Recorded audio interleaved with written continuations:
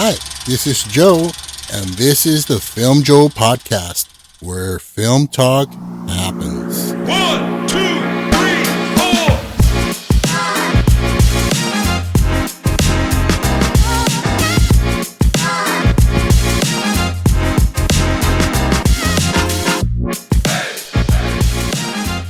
Hi, I'm Joe, your host, and I'm here with Carlos. Carlos.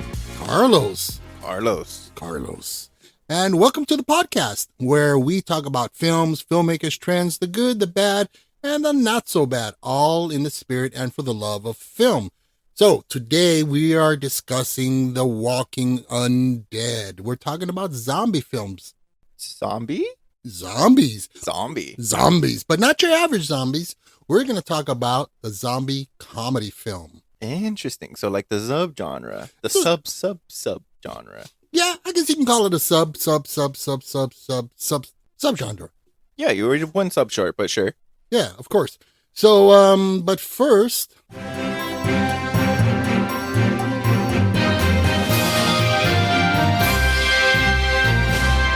it's time for news bits. I got none. I do. Okay, what do you got? I'm just kidding. No, I don't. Okay, not much going on in the film industry that I know of. I mean, there's a few productions and stuff. Beetlejuice 2, that we mentioned it, yeah. like 12 times already. Yeah. Catherine O'Hara, who played the mom in the original, Uh-huh. she's back. Hey. She's coming back. Unfortunately, the dad, the actor who played the dad, I'll forget his name, but we'll leave it forgotten because, well, he was busted for child pornography. Eesh. So I don't think he even sent him an invite for this new No. film. So, but that's all I got. What about What about something very vital? What about the Watch Report? the Watch Report? Okay. Watch Report. All right. So what have you been watching? So I had just watched the Guardians of the Galaxy, and oh my goodness, The third Yeah, one? the third one. Wow. Okay. It's really fucking good, man. I genuinely enjoyed it much more. Not more. Okay, for sure, more than the second one. The second one was good, Yeah. but it wasn't wow.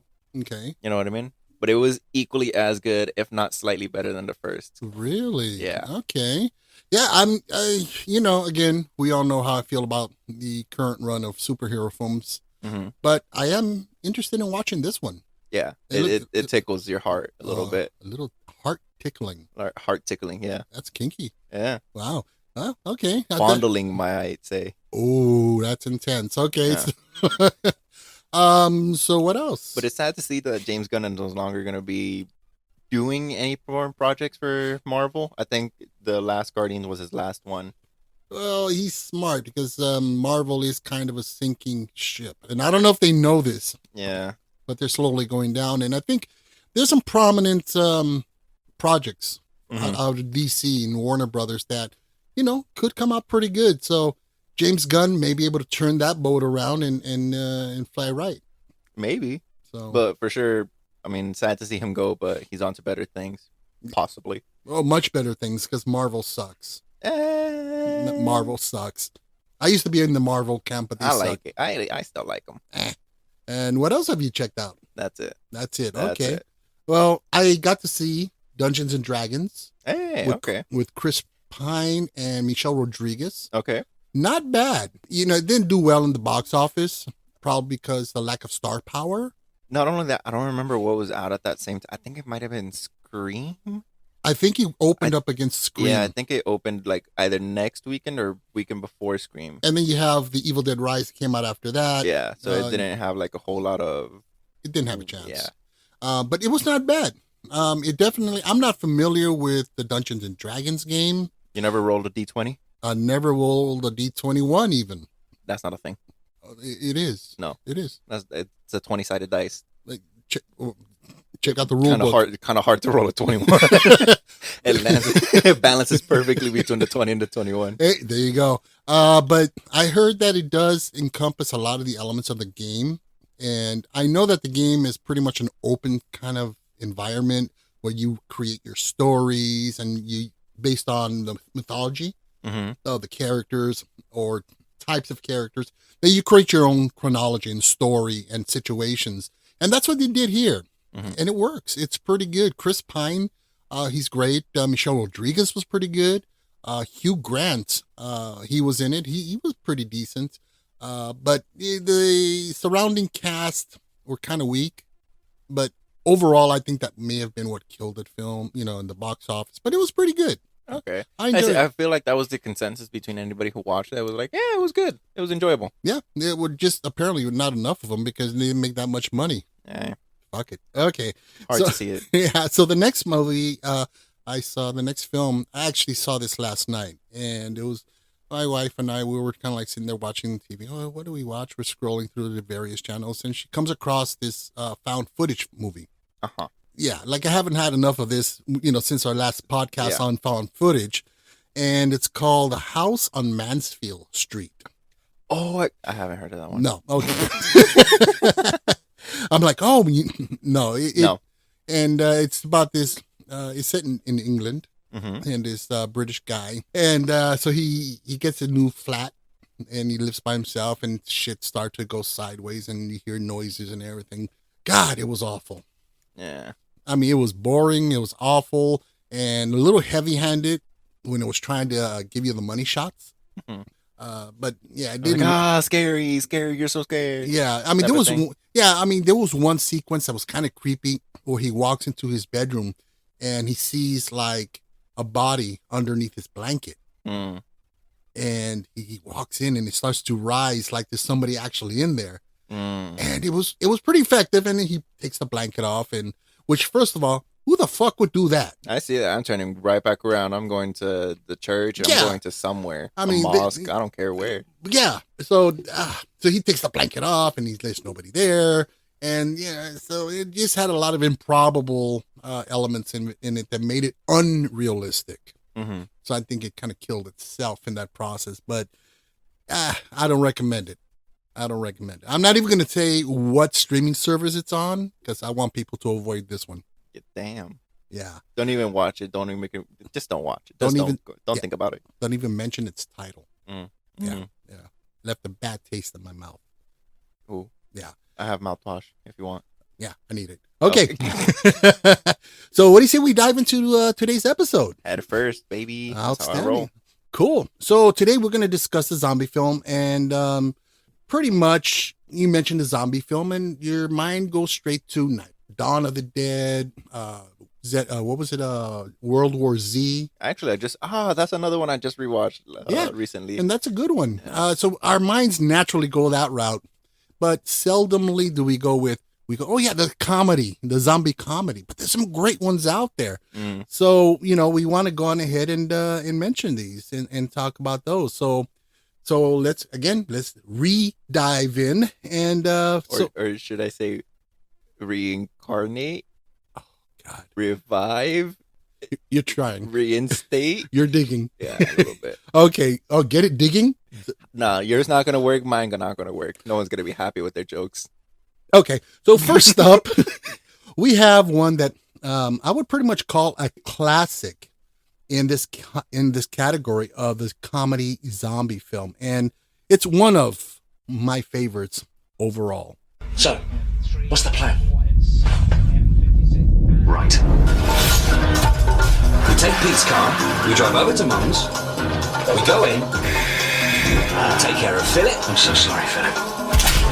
Then we grab Mum, we go over to Liz's place, hole up, have a cup of tea, and wait for all this to blow over.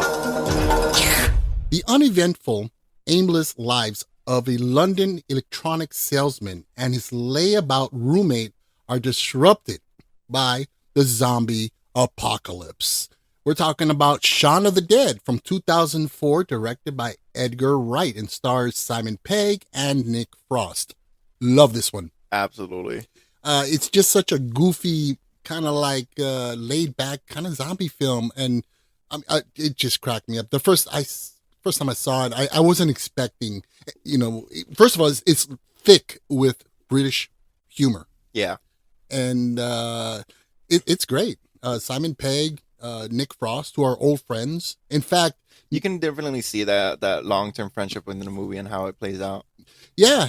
In fact, he based his character and Nick Frost's character on themselves. because they were actually roommates back in the day. I see that. Yeah.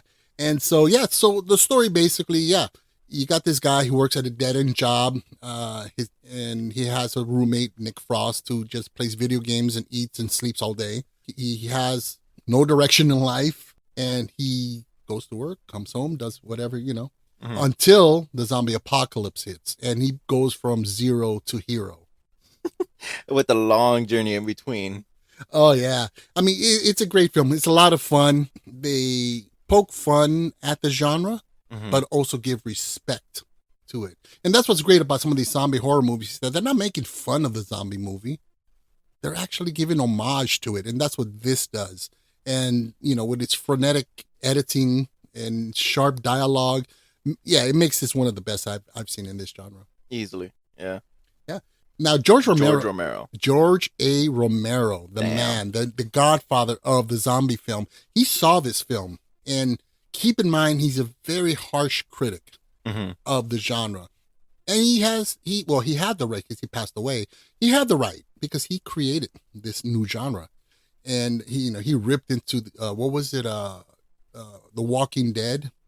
He called it's just a soap opera with zombies. This is not even is he wrong though? He's not. The first few seasons were great, but it just became this boring drama and and my life sucks and there's zombies rolling around. What am I gonna do? I'm gonna go sleep with this person and that, and it got stupid. And so he was very critical of that series. So he watches this and he was so impressed with this film because of the homages that they gave to him. He invited him to do a cameo, both Nick Frost and Simon Pegg, in 2005's Land of the Dead. Damn. As zombies. What an honor. Yeah, tell me about it. I mean, it validated their efforts as filmmakers and fans of the genre. Yeah. In fact, there's another homage that when Sean is heading, to the shop for the first time, a worker on the street is listening to the radio. And the newscast, it mentions that there's a space probe that unexpectedly re-entered the Earth's atmosphere and blew up over England. Well, this is kind of a reference to Night of the Living Dead from 1968, in which radiation from a satellite returning from Venus was possible cause of the zombie apocalypse. So it was kind of an homage in that aspect as well. And also, here's a good one. What was the name of the bar? Oh, I don't remember. The Winchester. Oh, okay. And they had a Winchester over the bar, and that was the theme of the restaurant. And of course, the Winchester becomes his weapon, right? Yeah. Well, that's also another homage to Night of the Living Dead, as it was the same rifle that was used in that film back in '68. So it was very, for lack of better terms, like Easter eggy. Yeah. And it was pretty neat. I mean, again, his respect to the genre. He's saying, I'm not making fun of it. I'm just giving a loving little nudge of, of fun with the genre. But yeah, Simon Pegg is a huge Star Wars fan. That I did know. And he throws in a Star Wars reference in this. I don't know if you caught this. Okay, remember the scene when the zombies are making their way back in, they're trying to get into the Winchester? Yeah. And Ed shouts, to everybody, get behind me, get behind me. That was Han Solo to Chewbacca when they encountered the stormtroopers in the hallway. I'm trying to think of the scene. Well, I don't remember when. I should have dug up the clip, but yeah, I remember that clearly. And so that was a little nudge to Star Wars. And in fact, Simon Pegg even was in The Force Awakens. Yeah, I know he was under heavy prosthetics as one of the aliens. One of the alien creatures. But no, one of my favorite scenes in this film, Shaun of the Dead, is the record. Because they're like... Man, they're trying to fight a fucking zombie and they're going, okay, what weapons do we have? And they bring out a case of vinyl records. And just then, the news, it's on the news. It's, a reporter saying the way to kill them is to disable the brain or take out the brain. Yeah. And so the zombies come in, and what do? Start combing through the records to see which ones they can use as weapons. Oh, what about Purple Rain. No, man, no, that's too valuable. And that's a great scene. They're flip, and one out, a couple of them actually hit them in the head and takes out their brain. Yeah, it's definitely one for the ages. It's a great zombie. I think it's pretty much one of the best out there in the genre. Next up is kind of an underrated one that I really like, and it has a couple of scenes I never thought I would ever see in a zombie film, or for that matter in any other film. Yeah, but this is a good one. Hey, look. Maybe the keys are inside.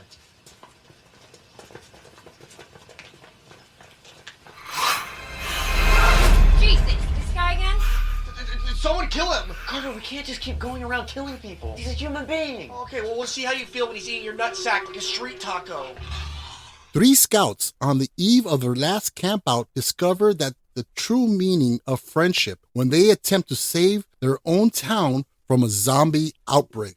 The movie is Scout's Guide to the Zombie Apocalypse from 2015, directed by Christopher Landon. This is another one. It's really fun. What I like about this, again, just like the previous film we discussed, it doesn't make fun of the genre. It just has fun with it. Yeah. And gives it loving respect. So yeah, you got these 3 Boy Scouts, and they're out in the forest when this whole breakout happens, and they have to be the little heroes of the world.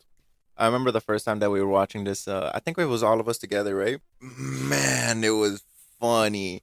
Not only like laughing off of the movie, but laughing at how hard we were laughing. Oh my God. I mean, well, this is one scene that, it fucking killed me. Then I never thought I'd see this shit in a film. There's a action sequence where the zombies are, in the house, and this one, it falls out the window. One character falls out the window and has to hold on to the zombie not to fall out. Yeah. Okay, sounds okay, right? No, she's holding on to his dick. Yeah. Zombie penis. Yeah. And you see the long schlong. And it starts to stretch as she's falling further and further.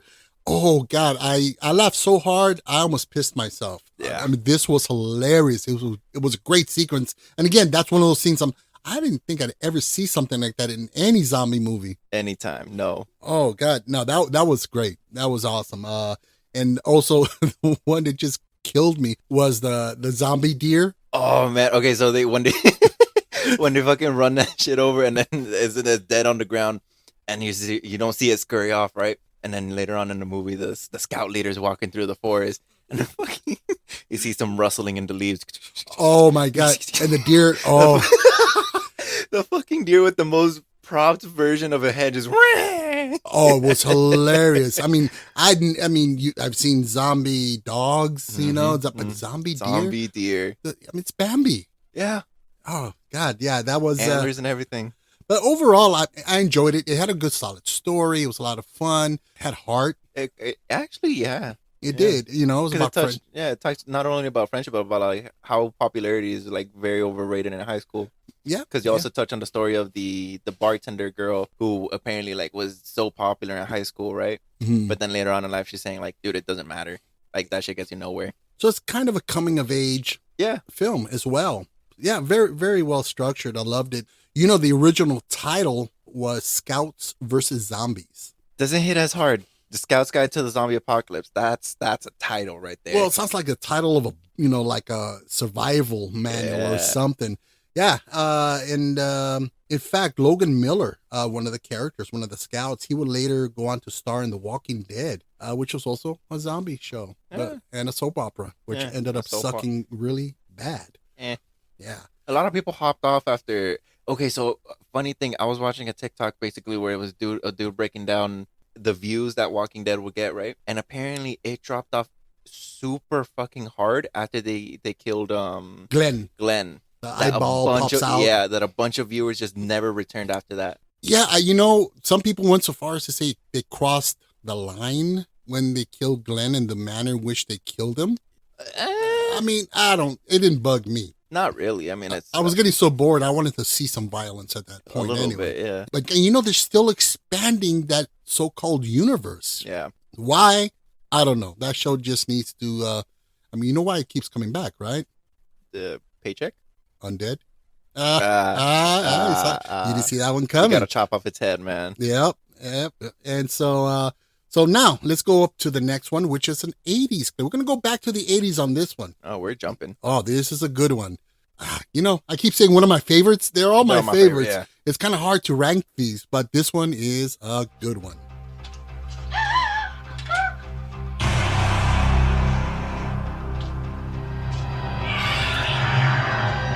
I got good news and bad news, girls.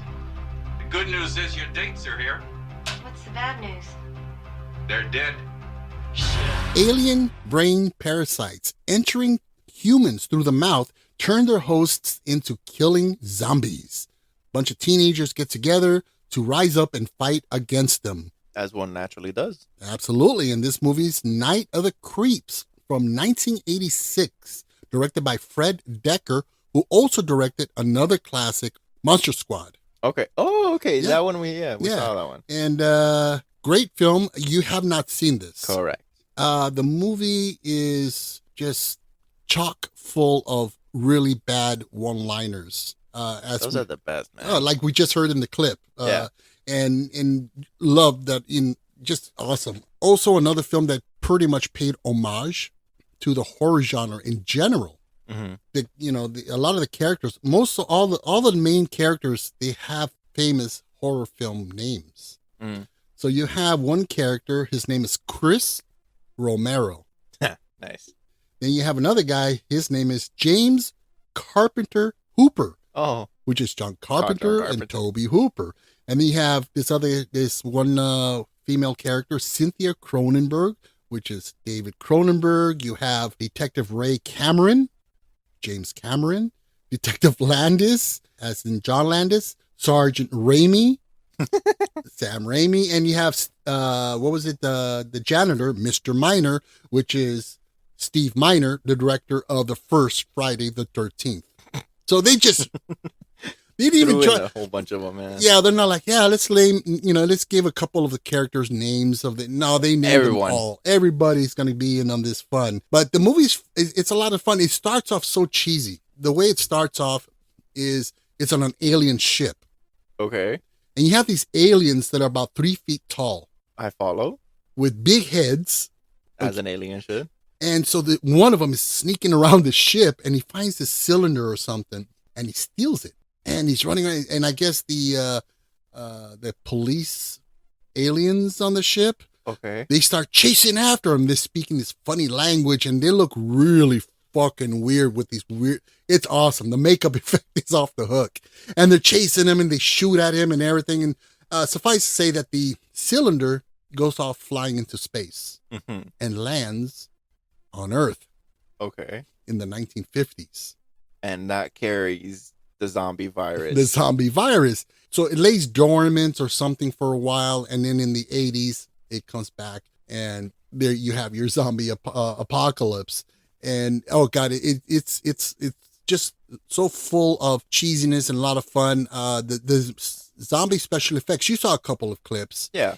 They were pretty well done. They're awesome. They're really, really well done. One of my favorite parts in this one is the main actor, Tom Atkins.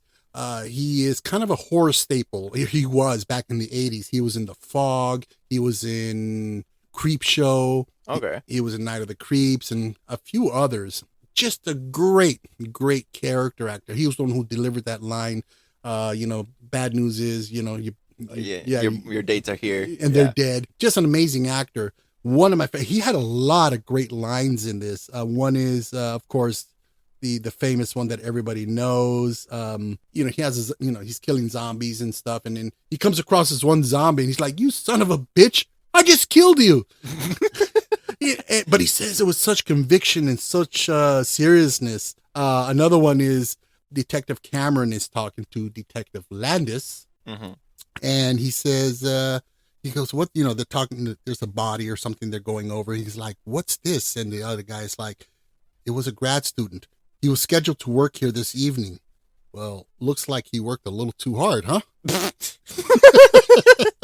I mean, it's priceless. Some of this dialogue, I mean, it's horrible, but just so much fun. And, kind of reminded me of another film that came out, I think around the same year as this, if not a year after, a movie called Return of the Living Dead, which was also another campy, silly spoof of the zombie film. Although that one, I'd have to say, was just spoofing more Okay. than giving homage, but it was still hilarious. I mean, there's a scene in that one, Return of the Living Dead, where there's a bunch of zombies attacking, and they end up at a power plant. You know, they have those transistors and transformers and everything, and somebody gets the bright idea to like electrocute them. I guess they put water on the ground and electrocute all these zombies. And you got this montage shot, you know, of all these zombies going up in flames and blowing up and on fire, and you have one that looks like Michael Jackson from Thriller.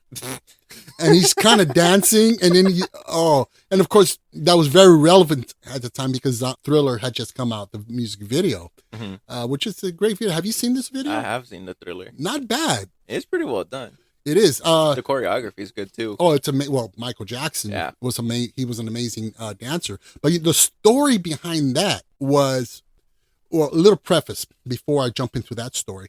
John Landis, who directed such great films as The Blues Brothers, Animal House, An American Werewolf in London. He had done a film early in his career called Kentucky Fried Movie. Okay, odd title, but sure. Yeah, and it was kind of a spoofy kind of film on pop culture, and it was more like skits, you know, kind of structure. So that's who John Landis is. He still makes films kind of, but there's a story behind them that in another podcast we'll talk about his story. But nonetheless, a great director.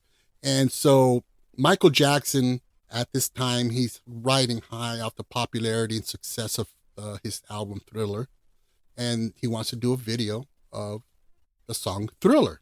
Okay. The scary Halloween song, right? But he wants to go full blown. He wants to go balls out on Spare this. no expense. Exactly. Yeah, I respect that. So he calls up John Landis, and he was in London at the time. And it was like 3 o'clock, 4 o'clock in the morning. And John Landis is like, hello, he's half asleep. And he hears his voice on the other side. Hello, is this John Landis? Yeah. Who's this? He's like, this is Michael Jackson. And he's like, okay, hello, good morning, Mr. yeah, Jackson. he was like, what the fuck? 4 o'clock, 3 o'clock in the morning, and Michael Jackson is calling me. So they start up a conversation. And so Michael Jackson goes on to explain to him that he's working on this idea for a new music video, that he wants to do almost a cinematic music video, not just your standard 3 or 4 minute music video. He wanted to do something longer, like in the area of 15 minutes, like a mini movie. Yeah. That would emulate the feeling and the style of the 50s horror movie. Okay. So John Landis is all in on this. He's like, fantastic. This sounds great. Sounds like a lot of fun. He's got it. So as they continue talking, John Landis says to him, so what drew you to call me and, about this project? Was it, and he's thinking, well, he probably saw an American Werewolf in London. And, Mr. Landis is good with horror film. Yeah. And Michael Jackson simply responds, oh, it's because I saw Kentucky Fried Movie and I loved it. Yeah. Such an obscure movie to just be like, oh, okay, you know what? I like him. I call him. Yeah. Let me see. Goofy, spoofy movie, horror movie it was way out there. But that was a genius mentality that Michael Jackson had. And that video had some great special effects by the great Rick Baker, responsible for An American Werewolf in London and other great films. Yeah, just incredible. But with that, let's jump on to our next film. Okay, usually we do like 3, but this one, I just couldn't keep it off our list. Yeah. Okay, so here we go. Stay back, boy. This calls for divine intervention.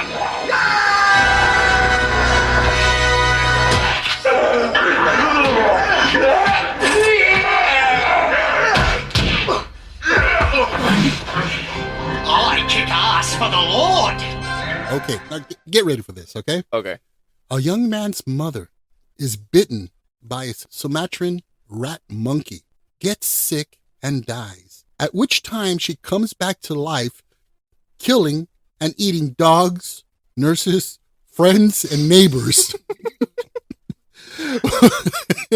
We're talking about Dead Alive, also known as Brain Dead, from 1992, directed by none other than Peter Jackson. the director of films like Lord of the Rings, King Kong, The Hobbit.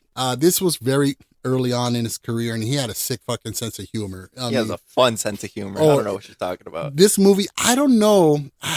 You know what? There's parts of it where you go, he was trying to be serious. Mm-hmm. Parts of it where you're just saying, okay, we're just having fun with this. And he has. You know, basically the story, as we've just mentioned, his mom gets bitten by this monkey that has this disease, and she becomes a zombie and starts eating shit and people and everything and turning other people into zombies. And so you have her son, who's kind of like this not so imposing, kind of a nerdy, quiet, introverted kind of guy. And so he's trying to protect her in the process, but she makes another zombie. So now he has to keep an eye on 2 zombies. And soon he has a whole basement full of zombies. Okay, here's where it gets weird. You've seen this, okay? Yeah. 2 zombies, dead peoples, Yes. have sex. The female zombie gets pregnant and has a zombie baby. Yep. Which our hero, if we can call him that, tries to babysit and take to the park. Now, I implore anybody listening to this, please watch this movie. That scene alone is so worth it. I mean, and then you have the most popular scene that, you know, famous with the fans of this film, with the priests, you know, coming out and doing kung fu, like we heard in the clip we just put on. I kick ass for the Lord. Not only that, your mother ate my dog. Oh gosh. Now I had the good fortune of watching this on the big screen. This one might have been about 94, 95. I mean, by that point, this movie had gained cult status. It was so freaking good. You know, my friends, my social circle at the time, one of them came up to me and said, hey, there's a midnight screening tonight. You want to hang out? I'm like, yeah, sure. What is it? It's a movie called Dead Alive. I'd never heard of it. And he goes, oh, okay, you're in for a treat. You like zombie movies? I said, yeah, oh, cool. I'm thinking, oh, this is going to be some serious thriller type of thing. Oh, my God. I never laughed so hard and couldn't believe what I was watching. Again, you know, the zombie sex scene, the zombie baby. When the piece of dialogue you just gave us was your mother ate my dog. Yeah. You actually see the mom eat the dog. Well, at least the last part of it, right? The little bits and kibbles. Yeah, you see the dog foot, the leg of the dog sticking out of her mouth, and it's oh God, yeah, it's pretty nasty. This movie's nasty. This movie's great and nasty and gory. God. This movie pretty much is considered, at least at the time this movie came out, one of the bloodiest films that have ever been produced. Oh, that title got overtaken real quick. Which one? Anything afterwards. Oh, man. yeah. There's been stuff like that. What time did Evil Dead come out? Yeah, that's true. But then again, remember the scene where he's over, ridden, with these zombies are coming at him, and he has the lawnmower that he flips upside down with the blades. Oh, yeah. The blades are facing out, and he has to get through all these zombies, and you see body parts and zombie Guts bits everywhere. Everywhere. Oh, I don't know if that may still be a contender for one of the bloodiest movies I've ever seen. I mean, but God damn, that's nasty. That's fun. Actually, upon they released it on DVD or home video when it came out in Canada, it was banned in Ontario and British Columbia. The only because they had released the unrated version. And the only version that was available was the R-rated. The unrated version was banned. What's worse about the R-rated versus the unrated? More blood, more guts, more more dismemberment, more nastiness, more funness. Oh man. But yeah, I implore, please, if you have not seen this, you have to see this at least once. At least it's amazing. And the humor is wicked. The special effects. I mean, this was about a $3 million budget. Okay, so it had a pretty decent budget. It Is did. that $3 million then or $3 million now? Oh, $3 million then. Oh, Which was pretty damn good. That's high. And of course, it didn't go into the film like film stock, the kind of film they use. No, that shit went into special effects. It man. went all into special effects. I don't even think they had chairs to sit on while they were filming because they couldn't afford them because it was all in special effects, blood, pig intestines, gore.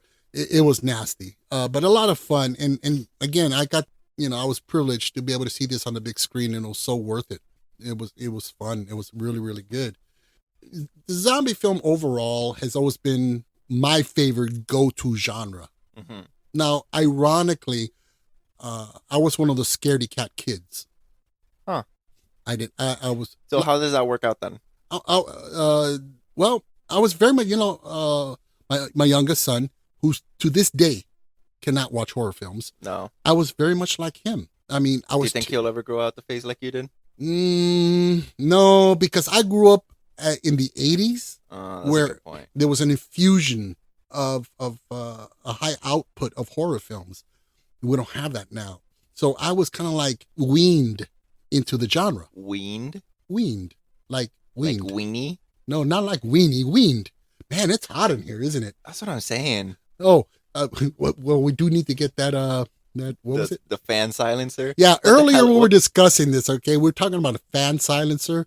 Well, we were prepping for the episode, and it's, man, it's warm in here. So, well, we need to go on eBay or Amazon and look up fan silencers. Because we can't use the fans because you'd hear them on the microphones. And you don't believe me. There's no such thing as a fan silencer. I would believe it if you said, oh, a silent fan. Sure, that I know exists. Well, that I know is a real thing. Yeah, because you know why? How? Because it has a fan silencer built into it. Thank you. So next up. I can't even argue with that because he's probably right. But you can't just build into the fan. They're already custom. They're not custom. No, they're not customizable. They're expensive though. Yeah, they're not your average. This made up thing, I'm sure, is expensive. First to market, first to name the price, man. So back to the zombie genre. Yeah, ironically, I was terrified. I remember when I was like, I must have been like, I'd say about 12 years old. Mm-hmm. And we lived in this really big house that was built in the 1800s, late 1800s. And it was nice, but it was all wooden. So you'd hear creaks and moans. And it was a creepy old house. Beautiful house, though. And so I'm in my room, and I'm hanging out there, and I'm doing my thing. I'm watching my TV and reading comic books. And it must have been like 10 o'clock at night. So I decided to go into the living room, and my mom and dad are watching a movie. I'm like, okay, I'll hang out with them. So I'm watching, and they're watching a zombie film. Nice. And I'm sitting there in the chair, and my feet start to get cold. And I start freaking out, and my heart started racing when I saw this pale, creepy-looking zombie, which it really didn't look that bad. But for me, that was enough. Oh, that was opus. Yeah. So I said, nah, fuck this. I'm done. So I got up and went back to my bedroom. So I'm sitting there. Now I'm freaked out. Yeah, curiosity killed the cat. And it almost killed me because I'm sitting there and my window is closed. But do you remember those blinds that is like a sheet that you pull down over the window? Yeah. And then to open it, you give a tug at it and it flies back up? Yeah. There you go. So, but my window was open and all I can see is black outside. Mm-hmm. And I'm freaking out. I'm like, fucking zombies watching me. They're after me. So I'm like, okay, cool. I'm going to do this. So I inch slowly towards the window. Okay. To pull down with my eyes closed, the blind, right? I'm like, okay. And it's down, right? I'm like, cool. Safe. So I get back and I sit down on the edge of my bed, the window's closed, everything's safe. And all of a sudden that fucking thing flies open. It's like, and it goes so fast that the rod flies off the hinges, hits the ground, goes flapping everywhere. I jump up. I get the fuck out of there. I run into the living room and I sit back into the chair right next to my mom and dad watching the zombie movie with my eyes closed. That's how terrified I was. I haven't never heard the story. Yeah, I was a scary cat. I really, really was. But ironically now, my favorite genre is the zombie genre. Mm-hmm. It's kind of like maybe I confronted my fear at one point of the subject, and it's my go-to place. I love all horror. supernatural, vampires, werewolves, you name it. I love all that stuff. But the zombie film is very personal to me. It's my, it's comfort. It's my comfort zone.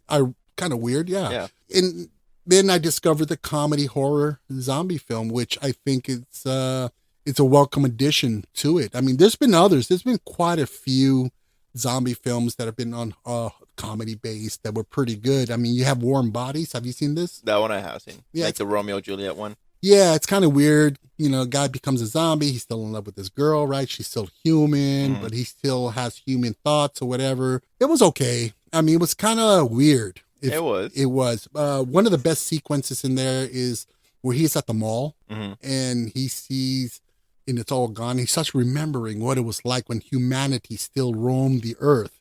And what does he imagine? A bunch of people walking around with their face glued to their cell phone. Mm-hmm. Looking much like zombies. Yeah. And it was an interesting statement about our society.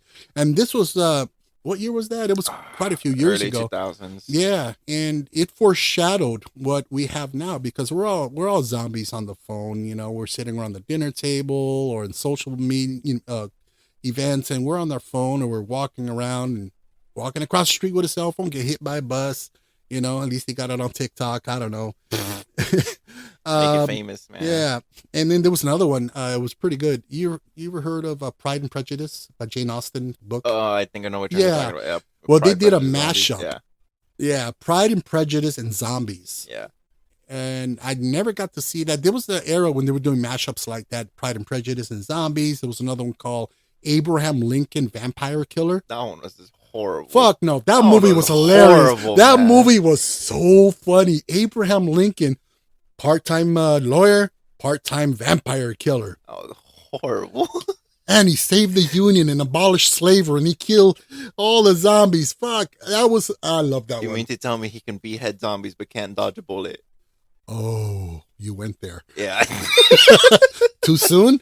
And then there was another one. It was an indie film called Fido. Mm-hmm. And I don't recall much what it was about, but some woman keeps around, I don't know if it's her husband, her friend, becomes a zombie, and she keeps him as a pet. Or people keep zombies as pets. Okay. Yeah, very strange film, but very good. Very good zombie movie. You know, other notable entries, of course, as we've mentioned, Return of the Living Dead, which was a lot of fun. One of the great lines in that, it was cheesy and hokey, where an ambulance shows up, you know, because they call the ambulance, zombies are killing people, right? And they're hungry. So they call the paramedics, like Uber Eats, right? Yeah. Okay. And so they kill the paramedics, and the zombies are hanging out, and then you hear the radio calling out to the unit. Is everything okay? What's going on? And the zombie picks up the radio, and he goes, send more paramedics.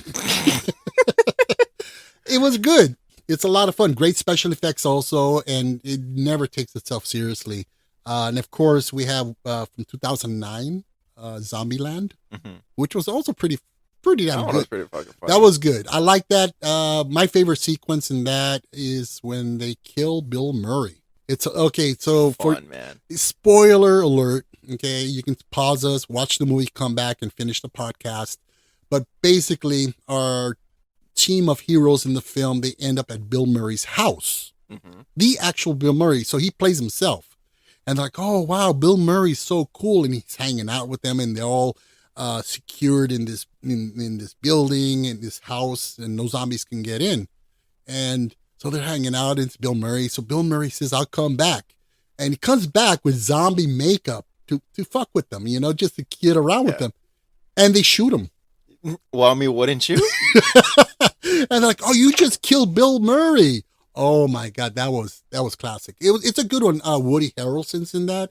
Michael Cera is in that. That one has Michael Cera. Yeah, and really, really good film. So overall, love zombies. Kind of morbid, kind of sick, demented, I guess, of me, but it's a fun genre, and one that I hope that they continue bringing out more creativeness. Yeah, along that level. You want to see it continue, pretty much. Absolutely. It just I can't get enough of them. I can't. So any final thoughts before we close out this show? Send more podcast ideas. Okay. Alrighty. So with that being said, we thank you. Thank you so much for listening. We hope you enjoyed this week's episode, and please help to support the podcast by giving us a nice 5-star rating, leave a good review. Another way you can support us is simply to subscribe to us and or follow us on Amazon, Spotify, iHeartRadio, Deezer, Audible, Boomplay, or wherever you get your podcast fix. Also, don't forget to check us out on Facebook, Twitter, Instagram, TikTok, and on our YouTube channel for updates or announcements. Also, keep in mind on our Facebook group page, that's where we launch trailers and promos for upcoming episodes. So be sure to swing by and check that out. And again, keep in mind that we're not a monetized podcast. We're not in this for the business. We're in it for the shits and giggles. We have a lot of fun doing this. We appreciate you listening. Just support. And remember, all the links that I just mentioned, they're in our show notes. You can also contact us directly by email to thefilmjoepod@gmail.com. We'd love to hear your feedback. With that said, I'm Joe. I'm Carlos. And this is the Film Joe podcast, Where film talk happens.